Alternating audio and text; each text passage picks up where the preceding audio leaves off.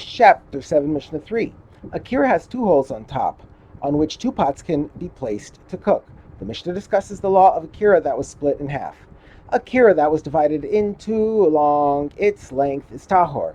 A split along the length of the kira means that both holes have been split in two, so that they are no longer able to support pots. Since the broken pieces that remain are no longer usable as a kira, they are tahor.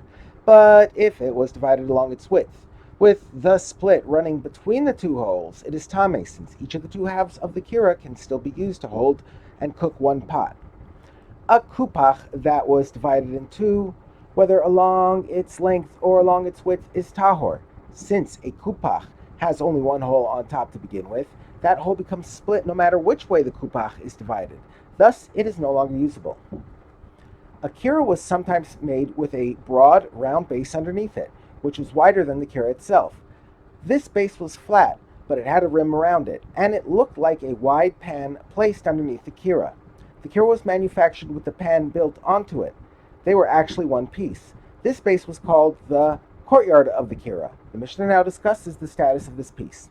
The law for the earthenware courtyard surrounding the kira is as follows. When its rim is at least 3 fingers high, which is the minimum height of a kira, it is treated like a kira, and it becomes tame both through direct contact and through its airspace.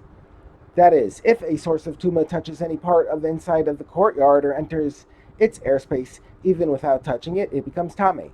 It also transmits tuma in both of these ways.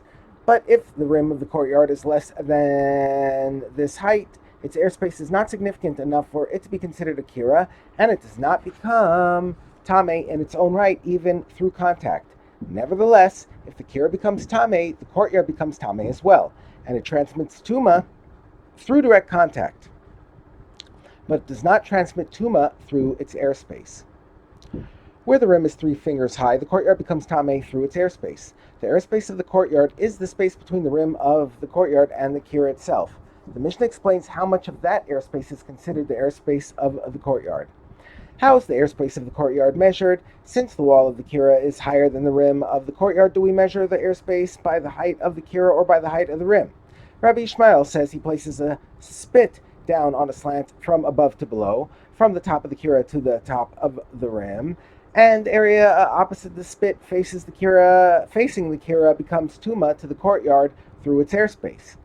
According to this first Tana, when the courtyard becomes tame on its own, the kira becomes tame as well. It goes without saying that when the kira becomes tame, the courtyard also becomes tame. The Mishnah now cites another opinion. Rabbi Eliezer ben Yaakov says, if the kira becomes tame, the courtyard becomes tame along with it, because the courtyard is secondary to the kira. But if the courtyard becomes tame, the kira does not become tame along with it, because the kira is not secondary to the courtyard.